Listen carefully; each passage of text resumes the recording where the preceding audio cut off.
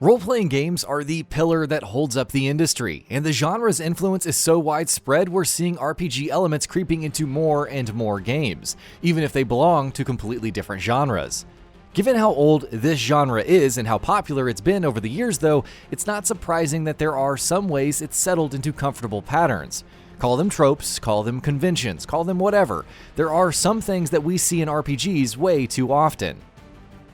In this feature, we'll be talking about a few such things, which we've seen popping up in genres as time-honored traditions over the years. With all of that said, let's get started. Customize your appearance. Let's begin with something basic and something that's not necessarily exclusive to RPGs, customizing the look of your character. This doesn't happen in every RPG, of course, but chances are, as you're beginning a game, you'll be altering the look of your character, from their hair to their facial features to the skin color and more.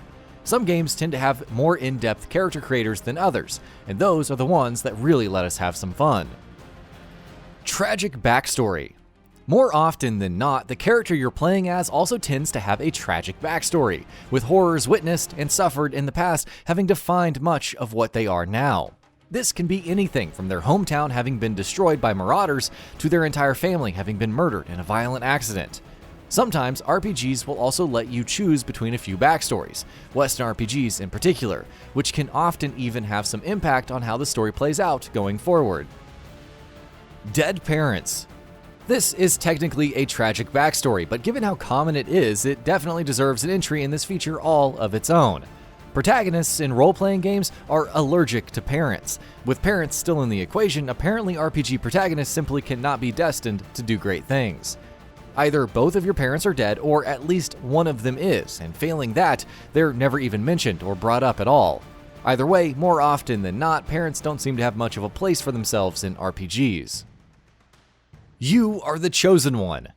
You, only you, can save the world, or the kingdom, or the galaxy, or whatever. You have some special powers, or you have some sort of a connection that links you to the antagonist. One way or another, circumstances deem you to be the only one worthy or capable, or both, of destroying evil and saving the day.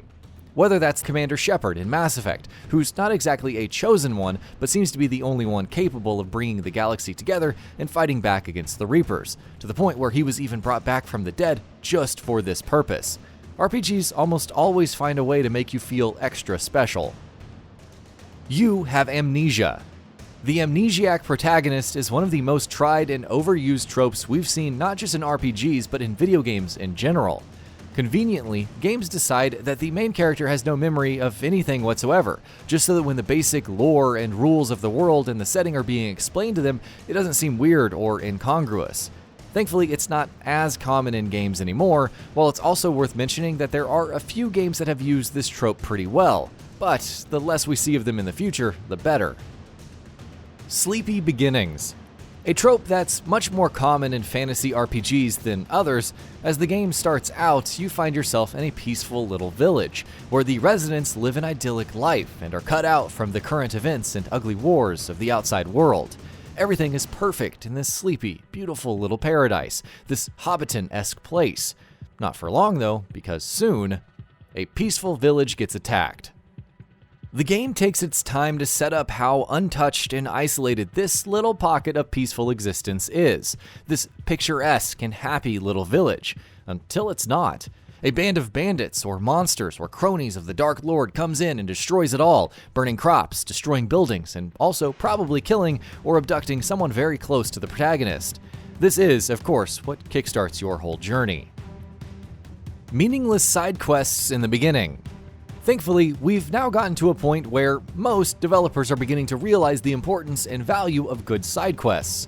Even still, more often than not, RPGs tend to take their time ramping up the quality in this area, and the side quests you encounter in the opening hours tend to be boring or meaningless or of the fetch quest variety, if not all of the above. From fetching herbs, to going fishing, to delivering packages, your initial tasks in RPGs often tend to be the very definition of dull. Sequels take away all your learned abilities. This is an entry that is pertinent not to RPGs, but to sequels in RPG franchises.